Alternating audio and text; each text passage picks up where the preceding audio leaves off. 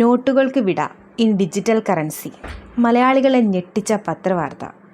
ഇതിൻ്റെ വിശദ വിവരമാണ് ഇന്നീ വീഡിയോയിലൂടെ നിങ്ങളുമായി ഷെയർ ചെയ്യുന്നത്. ചാനൽ ആദ്യമായി കാണുന്നവർ സബ്സ്ക്രൈബ് ചെയ്യുക, വീഡിയോ ലൈക്ക് ചെയ്ത് സപ്പോർട്ട് നൽകുക. ഫെബ്രുവരി 1 മുതൽ രാജ്യത്തെ പണമിടപാടുകൾ ഡിജിറ്റൽ കറൻസിയിലേക്ക് മാത്രമായി മാറുന്നു എന്ന വാർത്ത ഇന്ന് മലയാള പത്രത്തിലെ മുൻപേജിൽ പ്രധാനമാവുകയും ആളുകളെ പരിഭ്രാന്തരാക്കുകയും ചെയ്തു.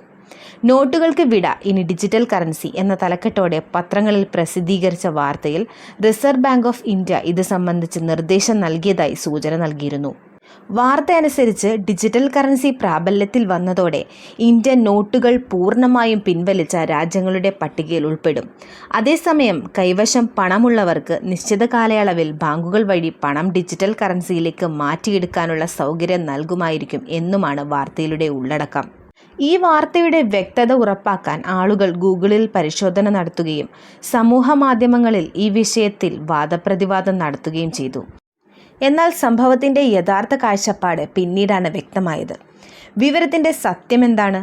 ജനുവരി 25 മുതൽ ഫെബ്രുവരി 1 വരെ കൊച്ചിയിൽ നടന്ന the summit of future Kerala 2025 എന്ന പരിപാടിയുടെ ഒരു പ്രചാരണ പ്രവർത്തനത്തിൻ്റെ ഭാഗമായിരുന്നു ഈ വാർത്ത.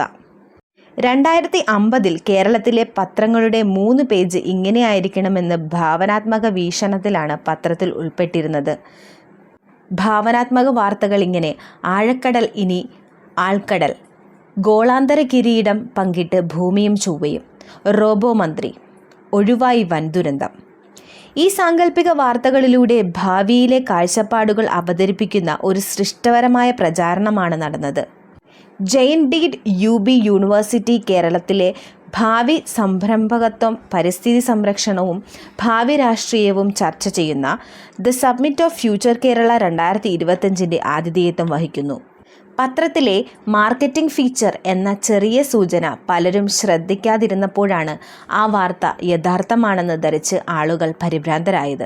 2016 ഉണ്ടായ നോട്ട് നിരോധനത്തിൻ്റെ ഓർമ്മകളാണ് ആളുകൾ അപ്രതീക്ഷിതമായ ആശങ്ക സൃഷ്ടിച്ചതെന്ന് വ്യക്തമാണ്.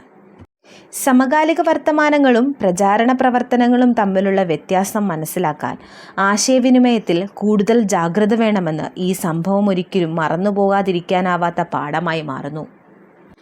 മറ്റൊരു ഇൻഫർമേഷൻ വീഡിയോയുമായി അടുത്ത വീഡിയോയിൽ കാണാം. നന്ദി, നമസ്കാരം.